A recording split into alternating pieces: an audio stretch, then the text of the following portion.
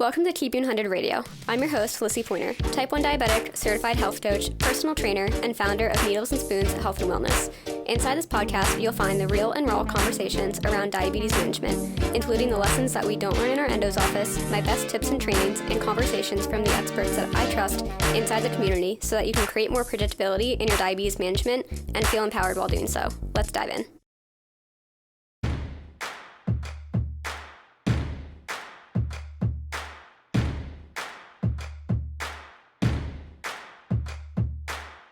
I love using Skin Grip because honestly it's the only patch company that I've found that actually keeps my devices on while I'm doing things that I love, like weightlifting, running with my dogs, being really active and doing the things that I didn't think I could do before with diabetes.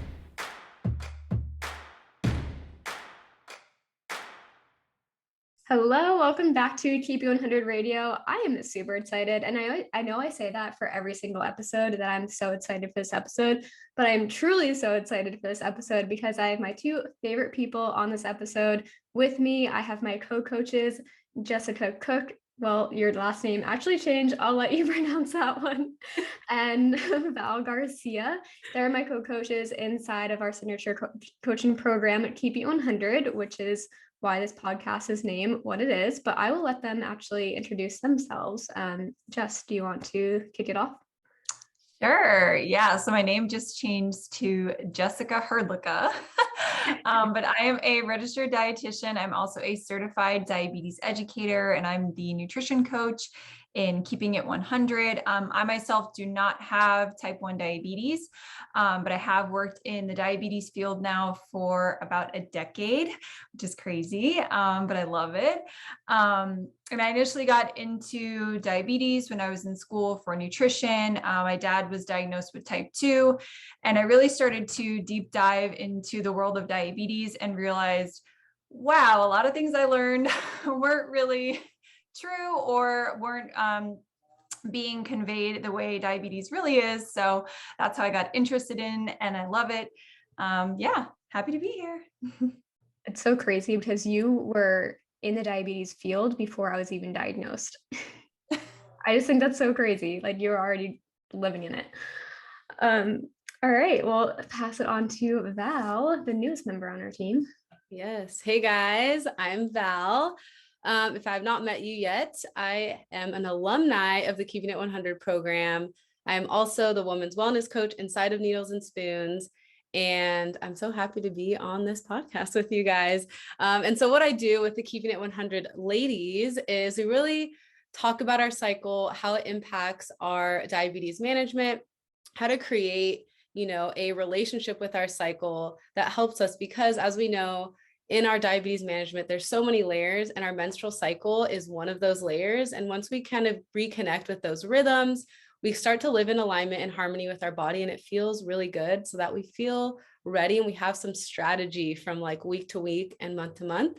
And also I'm a type 1 diabetic. So in January will be 6 years, which also sounds wild to say. And so I was diagnosed when I was 23, I'm 29 now, and being a part of the Needles and Spoons team, working in the diabetes community and meeting so many people in the community has been such a beautiful experience, and one that I never expected. So I'm happy to be here and chatting with two of my favorite people also.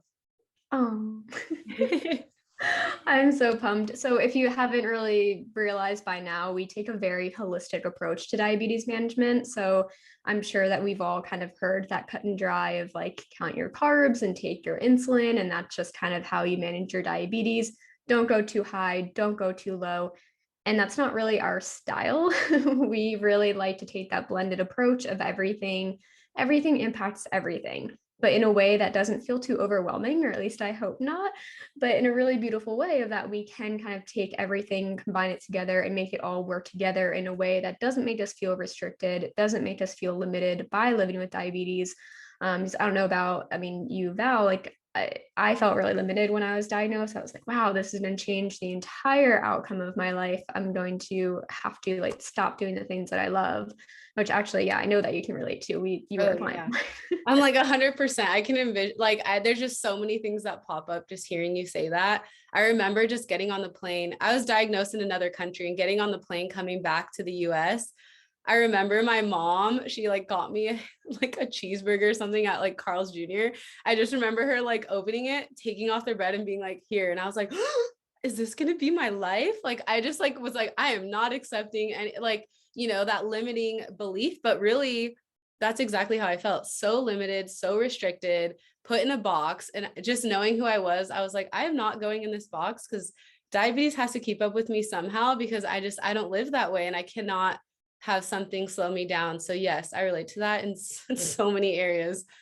Right. I love how you say, like, I'm not gonna, like, diabetes has to keep up with me. Because I feel like there's so many components. Like, yes, we can feel restricted in our food. We feel restricted in, like, even the exercise that we do. Like, I grew up as a gymnast. So diabetes for me was like, wow, I'll never feel strong again. Like, that was heartbreaking. And then, like, I feel like there's so many different components too that nobody really talks about. Like, I thought it might affect my ability to, like, have a family one time or, like, to have a relationship. And I mean, it just goes to show that like we truly take that like restriction free approach inside of the program. And I mean, I couldn't do that without you guys because of the expertise that you bring into the program and into what we're going to kind of talk a lot about on this episode, which I mean, we had a full conversation with the other night that I'm really excited to kind of dive back into.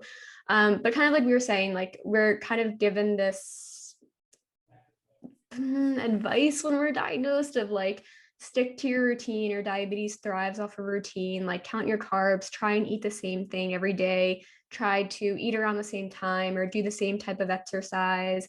And like I personally feel like that was really poor advice that I got because when I started noticing that my blood sugars were super crazy, I was like, this isn't working. And I thought of something that I was doing wrong.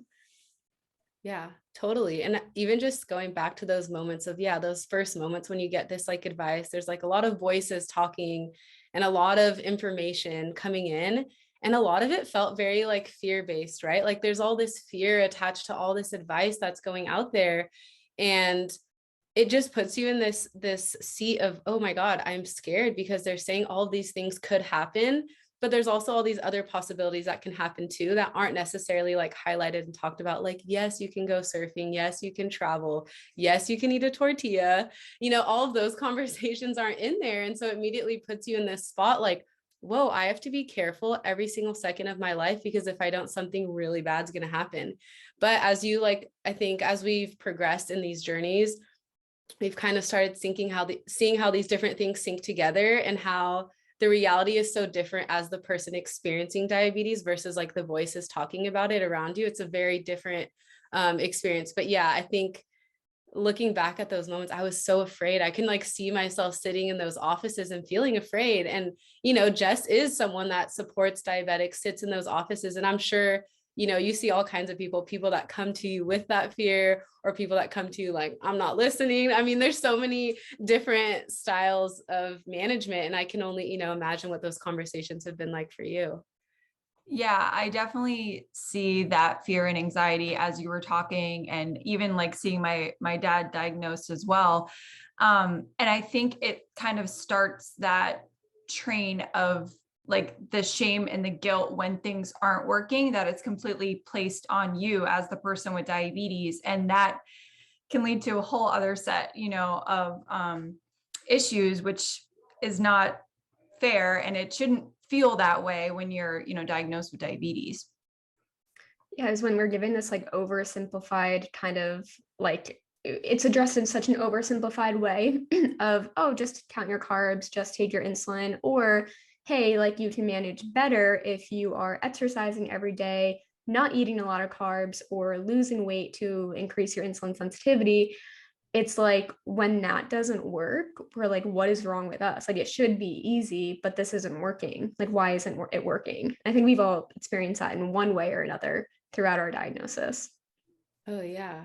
And like if you think about like life outside of that, like this like linear way of looking at things, like in order to get to like this end result or to meet this goal, you have to do it this way. But with everything, right? Like you don't have to go to college right when you get out of high school. You can go to college anytime, or, you know, you can change your career anytime. But these ways of looking at it, and I felt the same way with diabetes. It was like, you have to do it this way. If you're not doing it this set way, then you're off track and things are going to go bad. But when I was sticking to that, like, oh, I have to be on this one track that they're saying, that's when I saw the resistance. That's where I was frustrated.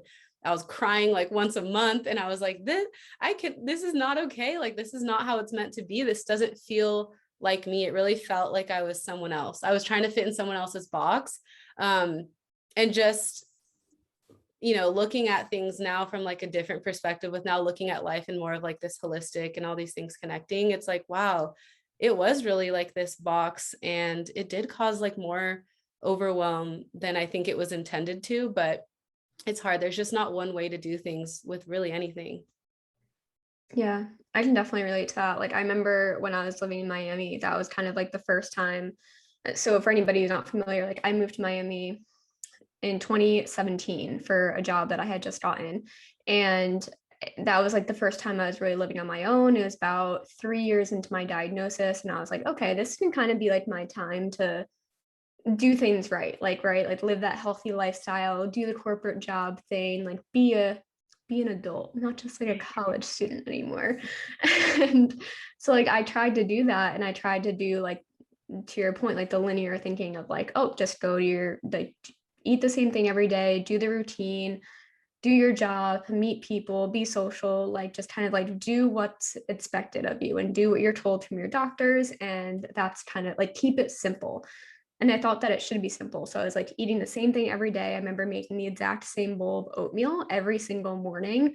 My oatmeal, my protein powder, my little like chocolate chips. Like I tried to make it really good. I took the same exact pre-bolus every single day, the same exact commute, worked 8 hours, did another hour commute home, then did like an hour long high intensity interval training workout in my little apartment gym, and then like rotated between like 3 low carb meals for dinner. And that was like my day. That was like the entire day. And I was like, wow, things like should be working because I'm doing things the quote unquote healthy way. I'm doing things in a routine. I should be feeling energetic, but I was like so tired. My blood sugars were so stubborn all the time. I was living in like the 200s and 300s. And I was like, why is my A1C not showing for all of this quote unquote hard work that I was doing? And it just like didn't feel good. I don't know. That whole, like how you said it, that linear thinking just did not fit. Yeah. I feel like my experience was like very similar to that. And even, before I found Needles and Spoons and started working with Lissy as a client, I was still like in that mentality in a lot of ways. Like I was still living really restricted because I thought in my head, like, oh, if I eat less carbs, I'm going to use less insulin, so I'm going to be doing better. But really it just felt like icky, and I didn't feel good, and I had those like energy dumps, and it wasn't showing up anywhere, like in any parts of my body. Like it just all didn't feel good.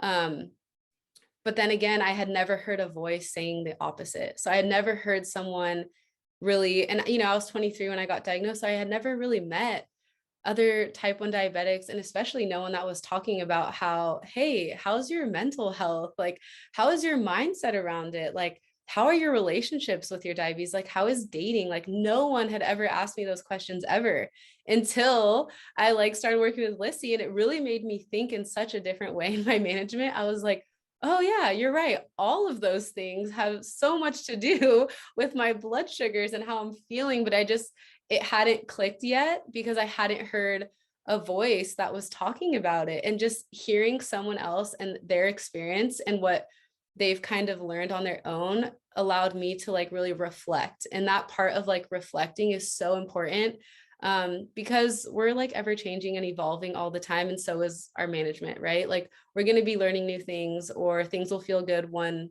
quote unquote season, and then the next season it won't. So it's good to do that zoom in and zoom out, because yeah, you were one of the first people that I heard talk about diabetes in this holistic way. And I was like, whoa, yeah, that 100% makes sense. Well, I feel like it like made sense for us to think about it in that way of like, okay, if I do what my doctors say, or I just like do the things that should work, then I reduce the variability in my blood sugars. So if I eat less carbs, it makes sense, see less variability. If I do the same things every day, less variability, less variables to add into the equation, my blood sugars will be better. I'll have more energy, I'll be happier, I'll have less to worry about, and then it will cycle back to like my mental health and my stress and my like how my body is feeling. But like I feel like it's kind of the opposite. It's how everything else cycles into your blood sugar management that kind of allows that to flourish. And like it should almost be like your blood sugars are a byproduct of all those other factors in your life. I don't know if anybody like disagrees there, but that's how I see it. Oh yeah, totally. Jess, I'm so curious to know, like, you've worked in the field for so many years, like longer than I've been diagnosed. So I'm just so curious, like, how those conversations go in your office, or do you see like patterns in like the way people talk about their management or anything like that? Yeah, there's definitely, I think when you're first diagnosed, or I've seen people that have had diabetes for a long time, still in that low carb mentality and that fear around eating new foods, trying new foods. And like both of you were explaining, it really impacts your energy. And when you don't have enough fuel for your body, then it's going to impact your mental health and cause more depression. And you're not going to want to be active because you don't have enough energy to be active. And yeah, I see a lot of going back to like shame and guilt around even trying new foods, or I enjoy this food, so I feel guilty when I'm eating it because it's high in carbs, that kind of thing. And it can be a really hard thing to break in our minds, which I think is so great about our group, keeping it 100, because people really start to try new foods again and explore new foods and feel excited to do so. So that's what I like, when I have people that I'm talking to that I say, you can really eat whatever foods you want. It's kind of like this, like, wow, I can, and then, yeah, everything else is going to improve because you're feeling better. You're actually giving your body fuel that you need.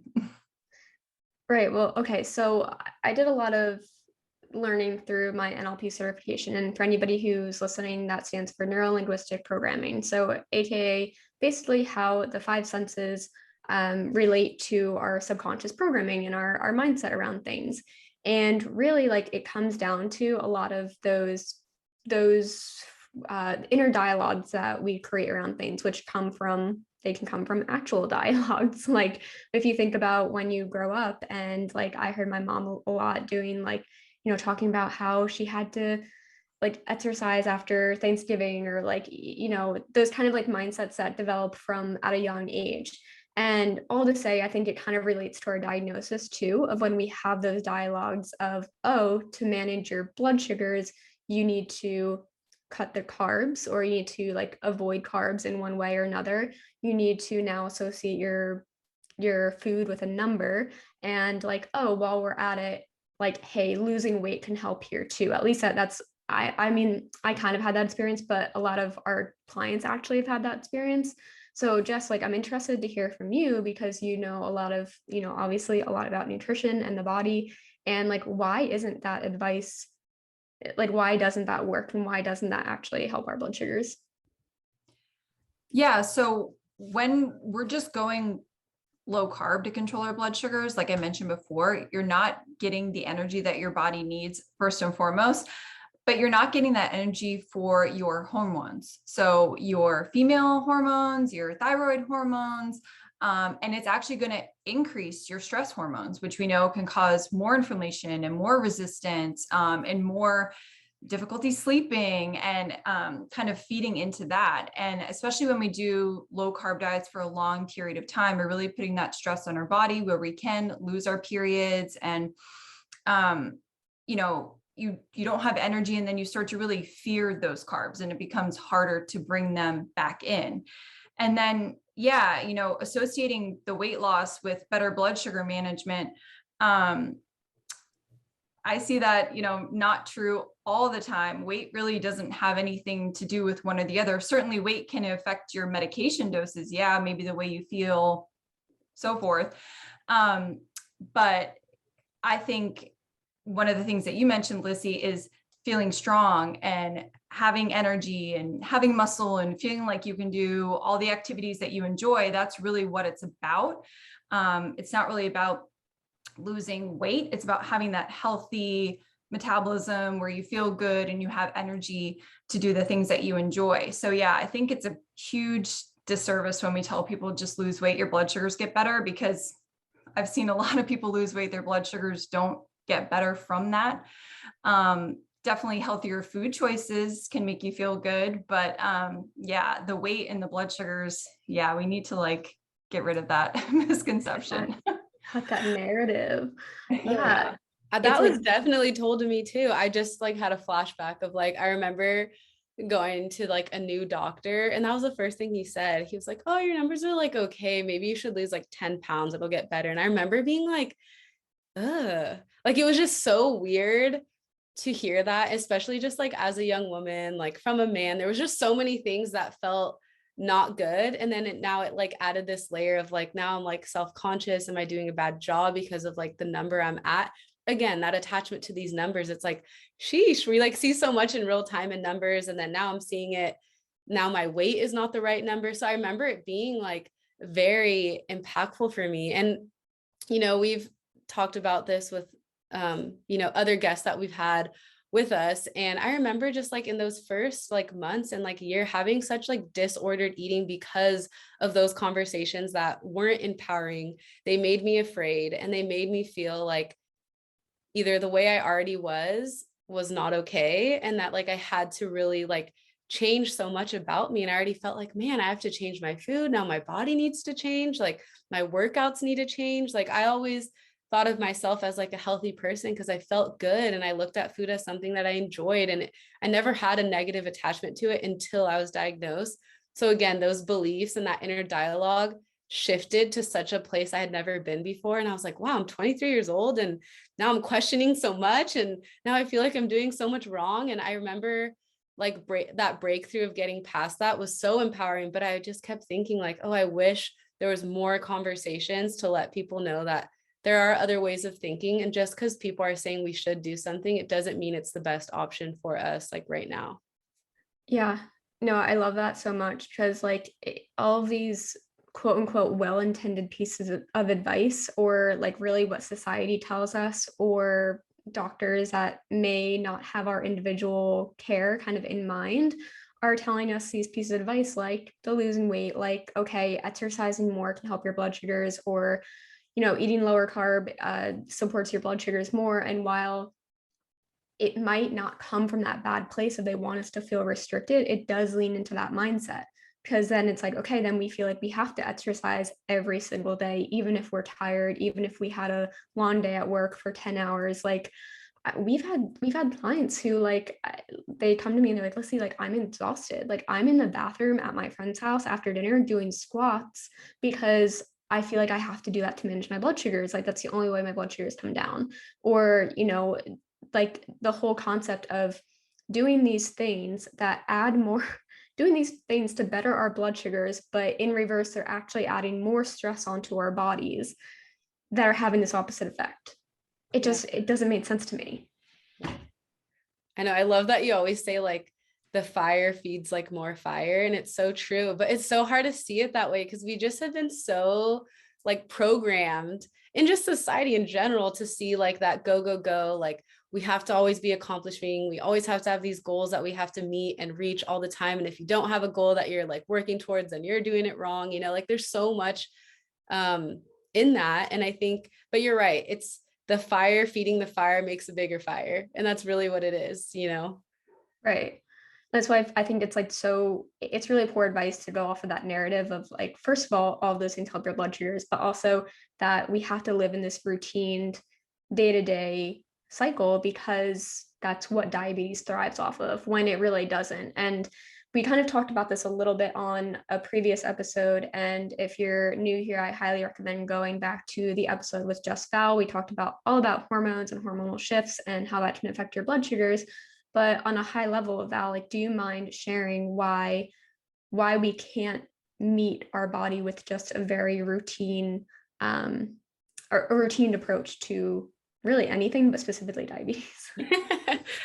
Yeah. So just, you know, specifically talking to like the women in the group, like the second that you step into like your womanhood, you have your first period. Like the second you do that, your hormones are going to be shifting throughout the month in such a way that a routine would never fit alongside that. Like it just doing the same thing every day would not work, because on an internal level, external level, like you are shifting day to day and week to week. So kind of put simply, like you step into this way of moving in a cyclical way. And so in that beginning part of your phase, so there's these 4 phases in your cycle, and how it works is in that first half, you're going to have some like insulin sensitivity. And then in that second half, you might, experience some resistance. And if we don't know that, stepping into each month or stepping into, your diabetes at an age where you've already had your period, it's like, oh, I've noticed these patterns before, but I've never been told about it, or I never knew about it. So on that internal level, like there's all these shifts going on. Your hormones are shifting from each phase to the other. And so it's super important to know what your body needs, how to highlight the gifts that those hormones are actually doing for your body. And, if we do the opposite of that, you're not only going to see resistance, but like other, I don't know, I guess you can call them like shadows start to come up, right? Like other things surface.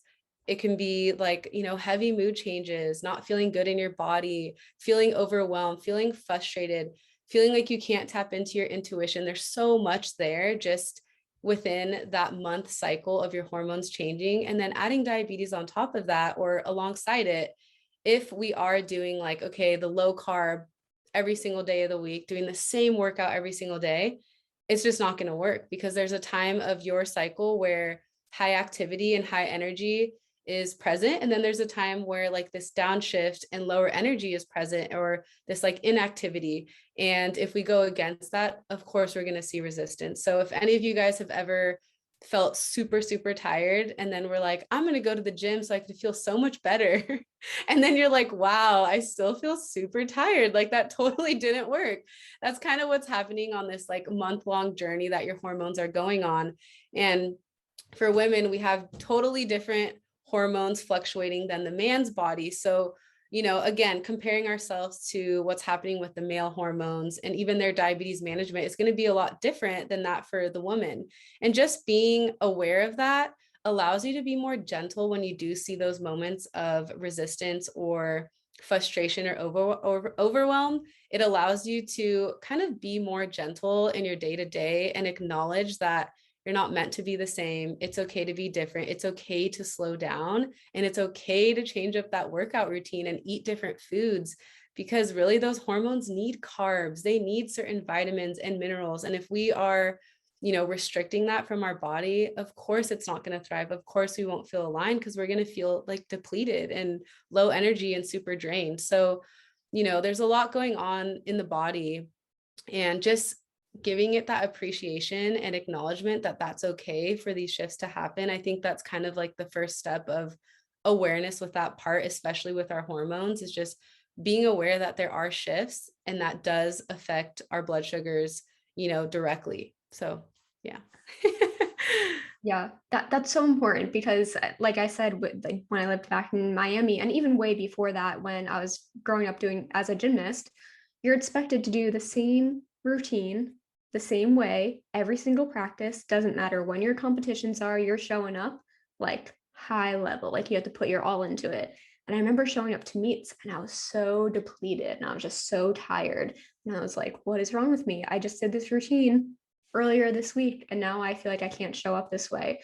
But something that you had said actually stuck out to me. And so just kind of the concept of our, like as a woman, our bodies are very naturally different on a hormonal level than the man's. And I'm sorry for any men listening to this. You can totally take this with a grain of salt, but I'm just going back to a conversation that we all had. And the statement actually came from you, Jess. And I just like, it was hilarious because it does actually tie into a lot of these diets that are going around into the diabetes community, and all these diets, these exercise and workout programs, and just all of these kind of ways of managing our diabetes. And they do kind of fit more of that linear approach of like how the man's body works. And just do you like mind saying like what that was? Is I just think it was hilarious. So I don't remember it verbatim, but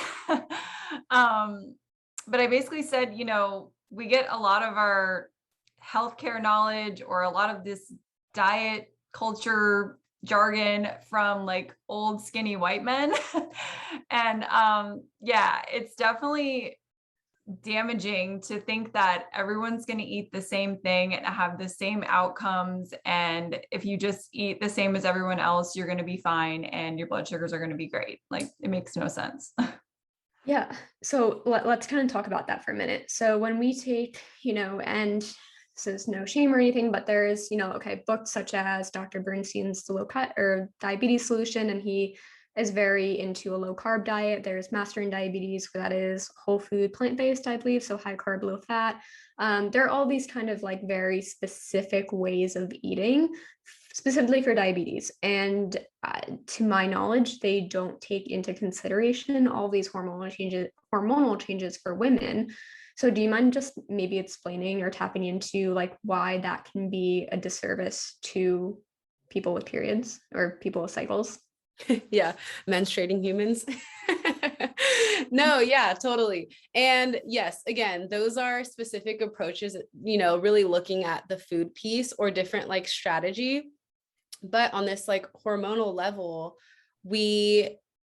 our body is really needing different things. So again, if we go against the grain or go against what our body truly needs, you'll see it surface in so many ways, whether it's like a really painful period, skin issues, no period, all of these things. And there's so many things that can affect that cycle. And so not considering that in these books or in these conversations around diabetes management, like blows my mind, because it's a huge, huge impact and influencer on how we experience that day to day with our diabetes management.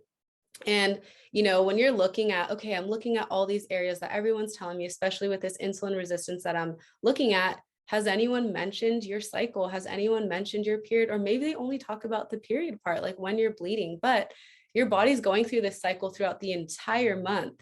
And, put simply, it's like your body is working really, really hard to possibly help you get pregnant. Like that's what it's working towards every single month. And it's really looking at everything, right? Like, is the environment safe? Is it safe internally? Is it safe, externally? And then, what can I do if it's not? I need to let this body know that something's wrong. So, when we put it simply, like the man's, hormones are going through this like 24-hour period where they're shifting. But for that woman, it's really extended throughout this month-long time. And, I just always want to share this like personal experience with me, especially just talking about like the exercise and food piece and my cycle. So there was a time where I was climbing, like indoor climbing, outdoor climbing, and that is like a high intensity movement that I was doing. And I was doing it like almost every day for more than an hour. So sometimes it was like 2 hours, like an hour and a half. By doing that, I started noticing like, I feel very tired. I'm getting this brain fog. My body feels inflamed. And again, I was like, I must be doing something wrong, because I'm looking at everyone around me and they don't seem to have that going on, or maybe they're not experiencing that, like something's wrong with me. I had no idea, or I didn't even think about my cycle and these hormones that were shifting each week to know like, hey, maybe when I'm on my period and I do feel tired, stepping into that gym is just adding more stress, more fire to where I'm already at. But it was so hard to see it that way, especially, in, like we said, in society, a lot of the medical information out there, advice, workout programs, all that is created or has been tested on like the male body, the male system, the male hormones. And so for us to see something out there that's really created for the man's body and then expect it to like fit just right for our body, it's just not going to. It's like, again, it's like putting yourself in this other box that is just not going to work and it's not going to feel good. So really, being aware of your patterns in so many ways is just so important. And especially women with your cycle, like understanding and getting intimate and even reflecting on your cycle and like how you felt either throughout the month, what your bleed was like, how your body felt is so important in order to, you know, start seeing improvements or start approaching this insulin resistance, or even noticing like when I am more sensitive, because it is a big key player in, you know, syncing your lifestyle to really start flowing with your body versus against the body. Jess, do you have anything? So as we know, like you're a registered dietitian, like you are queen of all this stuff. Do you have anything to add on to why these diets can kind of be dangerous for actually people's cycles and living that hormonal shift? Yeah, definitely. And some of those diets that you mentioned earlier, you know, some of them are extreme plant-based, low fat.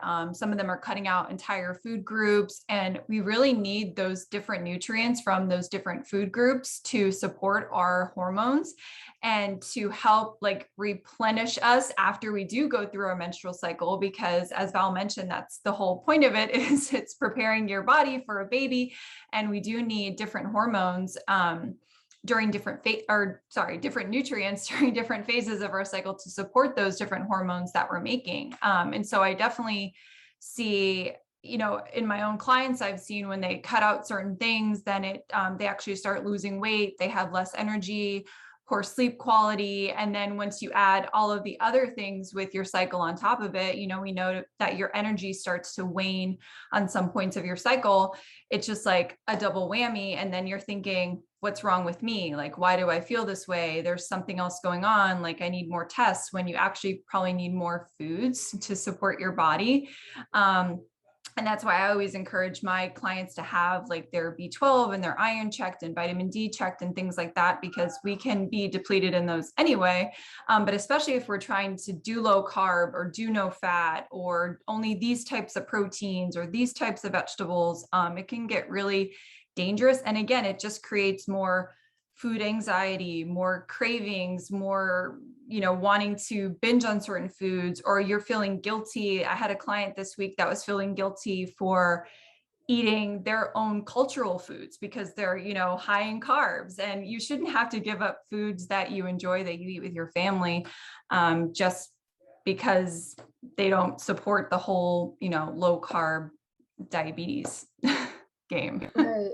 And I actually remember part of our conversation a few weeks ago is that, or maybe it was actually during our master class, but initially when and maybe this is just a personal experiencing, but sometimes when we see those higher blood sugars, maybe more resistance, the first thing that we cut out is usually carbs. But actually during certain phases of the cycle, we actually need more carbs, right? Yeah, definitely. And your body will give you those signals. You get those cravings for those foods during those times too. So really, like what Val was saying, becoming intuitive with our body is really important. Yeah. I just put up a post today on Instagram actually that like, and it kind of ties into this, that the insulin resistance that we see is almost a cue or a sign from our body to get curious. Almost like all these different signs that our body sends to us. Like when I was in Miami, again, like I had all this internal inflammation, I had a lot of pain. And that was to me a sign for my body to look inward, or me to look inward on my body. And that was saying, hey, I have a lot of inflammation. That's when I was diagnosed with Crohn's. That was a sign to me that my lifestyle was not supporting my body in that way, is adding on more stress. And Val, to a conversation that kind of ties into this too, you were talking a lot about even PMS and how that goes into, that can be a big, it's so normalized, but that's a big red flag from our body saying something's off here. Yeah, exactly. And that one's huge.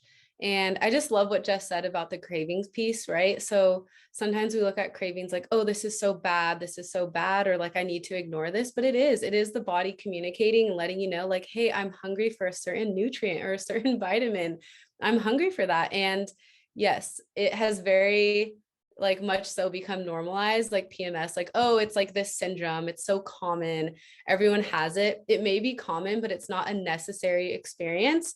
And it doesn't need to be normalized in that way, because really what it is your body's communicating again, like, hey, there's some resistance here. And that, you know, resistance is now called PMS, right?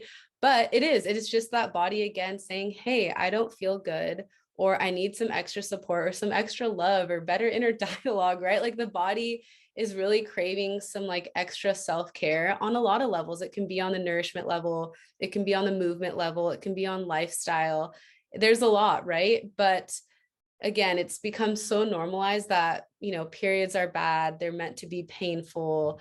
They're meant to be a bad experience. Like you're meant to be moody when you're on it. But really, when you are living in alignment and you're intentionally making actions or moves or adding habits into your lifestyle that support your hormones and support your body and your hormones in this like cyclical way versus this linear way, you will have those pain-free periods and you will see less resistance because the body again is kind of like back on track to its natural like roadmap, or I don't know what you want to call it, like this biocomputer that your body is, like you're back on track with it and you're like, hey, this is what my body was naturally created to do. And so now that I'm supporting it in doing that, then yeah, I feel good.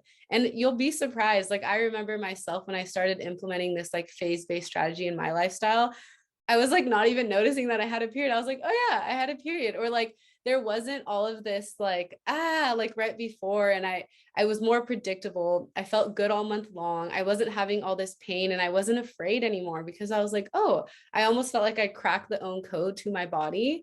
And it was sad to me also that I was in my 20s now cracking this code of this body that I've lived in for like 20 plus years, right? Like, but again, it's so normalized, these things. And so again, you know, we talk about the word insulin resistance, insulin sensitivity, those are kind of normalized in their own way too, to initially when we hear them to think something, right? Like initially you think insulin sensitivity good, insulin resistance is bad. But if we get curious, like, hey, insulin resistance is actually like a message, like, let me get curious, let me lean into that. Like, what does that mean for my body and not everyone else's around me? Because again, we all experience our menstrual cycle, we experience our diabetes management in such a different way. And, you know, I'm sure Jess sees that in, with all her clients, like every single person that walks in there is different. They have a different style, a different way they even see life. And again, like me and Lissy, right? We have a holistic approaches, but we're still different people and we experience things differently.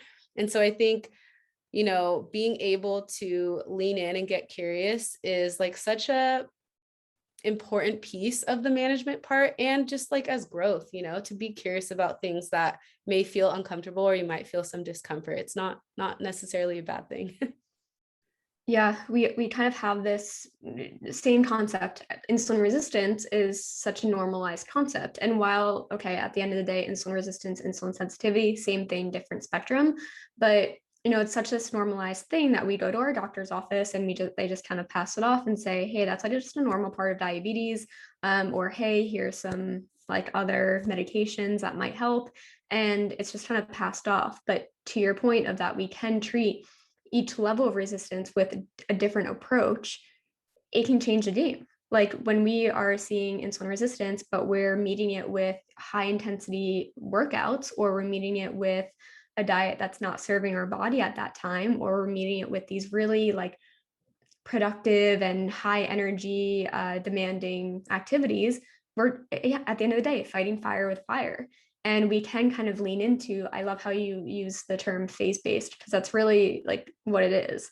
Phase-based, syncing, cyclical, like all those words, I think really tie into like what we can utilize with our insulin sensitivity. Whether you are a person with a period, if you're on hormonal birth control, like there are different ways that you can utilize it, I think, at the end of the day. And that's kind of what we have been working on behind the scenes of Needles and Spoons. We have been working on, can I like drum roll and like announce it? You may see it go. You may have seen it on Instagram by now, but we have been working behind the scenes over the past few months on the insulin sensitivity syncing method. And it all goes back, it all ties into this entire concept of that we can work with our body to support insulin sensitivity and work with our body during these different hormonal shifts through this kind of phase-based syncing method. So should we take them like behind the scenes of the of the four different phases of the method? Go for it, Lissy. Do it. I'm like ready. I'm like, here. Do it. Okay, let's start from square one. I am like ready to go off the rails. So inside this insulin sensitivity syncing method, it is an interactive guide where we take all of our clients through trainings. We take them through a step-by-step approach to navigating this insulin sensitivity, insulin resistance through this 4-phase method. So first we start by, obviously explaining why, just like this podcast, why certain methods haven't worked so far, why different strategies can actually be fighting fire with fire. So that whole concept of adding more resistance, and then we take you through the 4 different strategies. So we start with phase 1 of the method, which is syncing with your hormones. So Val, do you want to kind of talk about a little bit about that and like what people can expect from that phase? Yes. So in the phase of talking about navigating our hormones, I really break down what in your body, these 4 phases as a woman that your body is going through each month. And I really talk about on the nourishment level, movement level, lifestyle level, how all of that really plays a role and impacts how we're feeling through these like shifts that we're having, and how when we do, roll with them or move alongside them, we start feeling really good and kind of doing the opposite of the insulin resistance. We start building that energy. We start feeling really good. Things start shifting in our blood sugars, and just kind of talking about what they skipped over in like grade school or high school, and kind of allowing that also to be like an open space of conversation. So if you're listening to this and you're getting uncomfortable because we're saying periods or blood or menstrual cycle, like this, my section definitely talks about all of those things. And I hope that it would allow you guys to really feel comfortable and get curious again with that relationship that you have with your cycle. And if you feel like you don't have, a relationship, really what it is it's navigating you through connecting with these natural rhythms that your body is going through, all the time, whether you've had a period in your life, you've never had a period, or you're, approaching that downshift into menopause. Like all these different rhythms are always happening and we live with them. So just allowing you guys to have a little more perspective and education on these 4 phases and what navigating the hormones really looks like. Yeah, I think that honestly, it's like one of the biggest sections inside the guide, because I can't tell you how many potential clients and people even on Instagram that I talk to on a day-to-day basis where they're like, where was this information from my endocrinologist? Like, we never learned it. I'm trying to figure it out for myself and learn my body's natural rhythms, but this can actually take out that guesswork because you almost know what to expect, or how to track your cycle. We give you a full interactive tracker to help support you in that area, tell you exactly what to look for and really how to approach that navigation. So we move into phase 2, where we kind of build off of that foundation. So think of phase 1 as foundation setting. Definitely encourage you to take the time, really sit with that, and then build off of it in phase 2, where we help you sync with your nutrition and your movement. So I'll kind of let Jess talk a little bit about the nutrition aspect, and then I'll talk about the exercise aspect.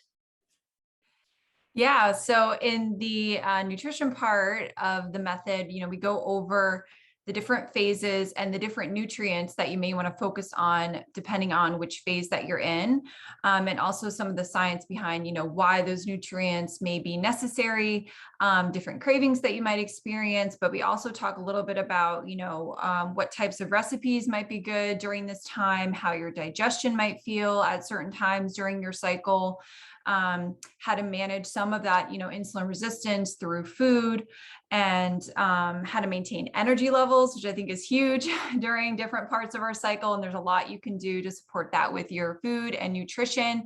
And then also there's a ton of yummy recipes in the guide. And I made them.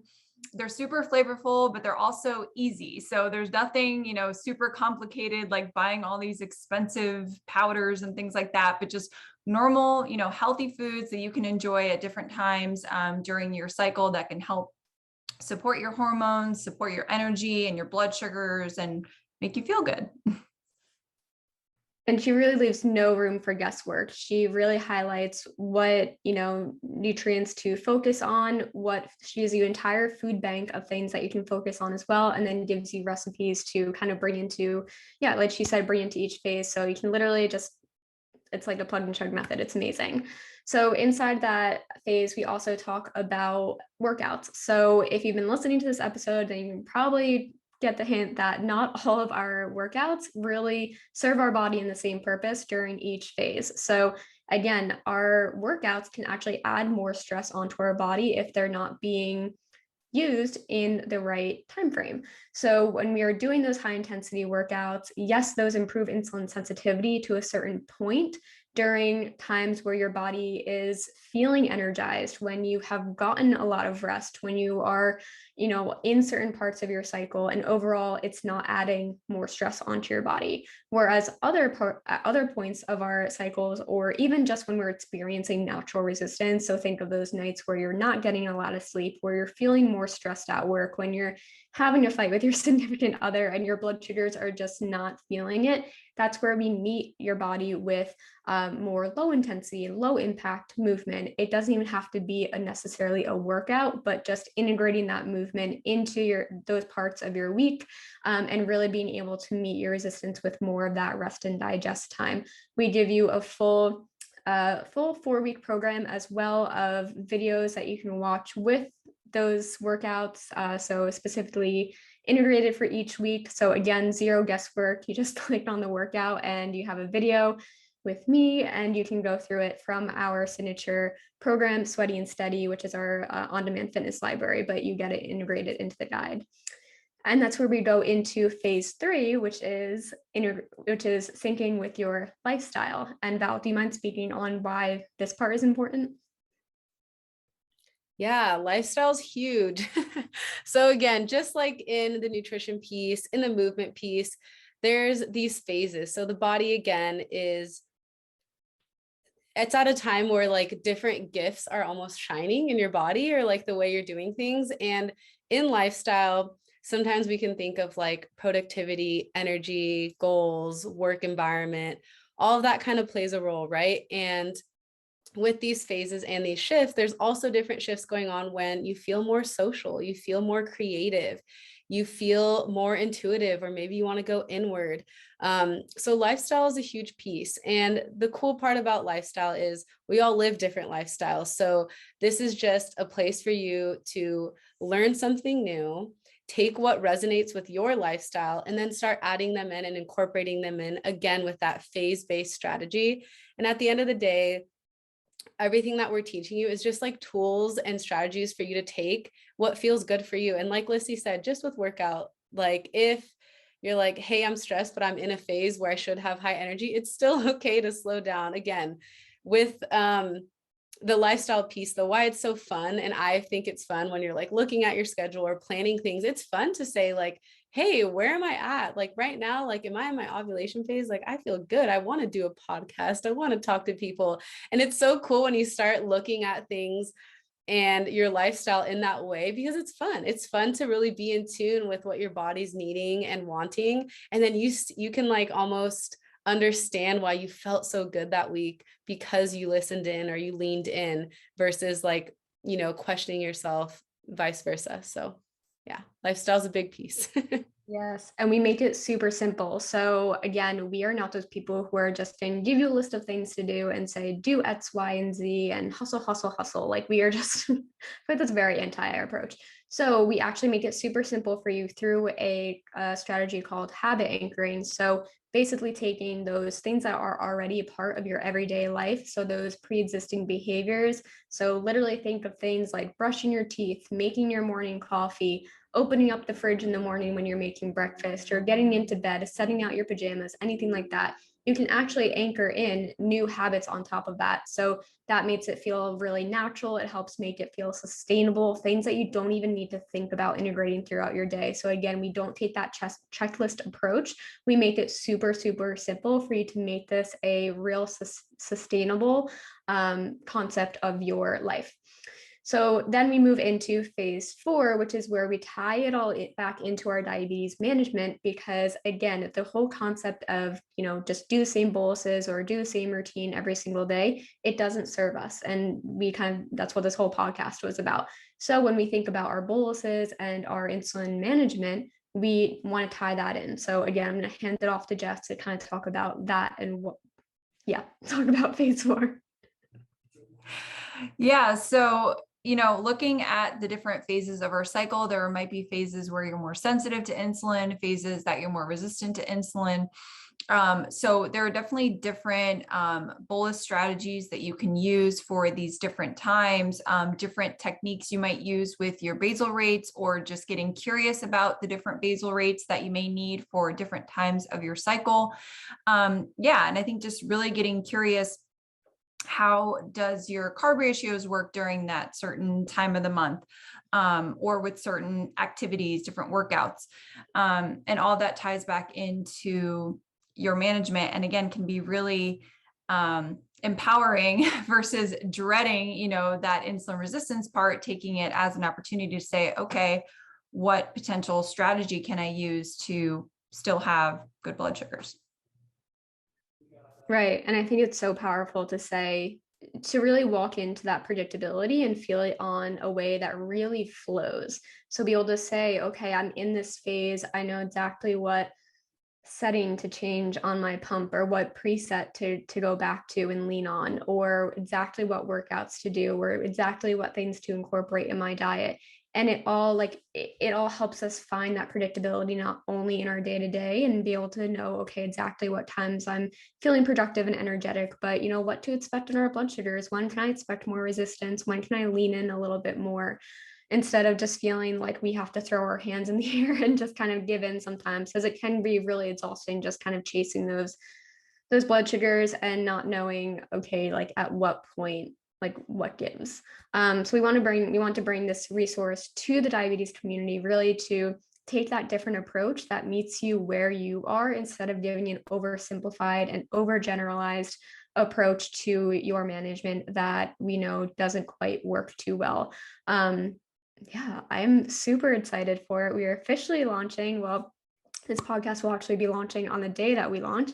So on November 22nd, we are releasing the guide. If you were in the first 20 people to join us, you are actually going to have the opportunity to get bonus coaching from all three of us. So you have the opportunity to be in a bonus Facebook group where we will actually be guiding you through the guide. So starting on January 4th, you'll have a month of access to coaching with us, so that we get to answer all your questions, provide feedback in that Facebook group, do live trainings, all the things that you would normally get from coaching with us inside of Keeping 100, but inside of this Facebook group, so that even though it is a do-it-yourself resource, you're not actually doing it yourself. You have us right by your side. So we're really excited for this bonus. So again, if you join us inside of the insulin sensitivity syncing method between November 22nd and by November 26th, and you're the first 20 people, you will have access inside this group and be able to hang out with your new best friends, aka all three of us.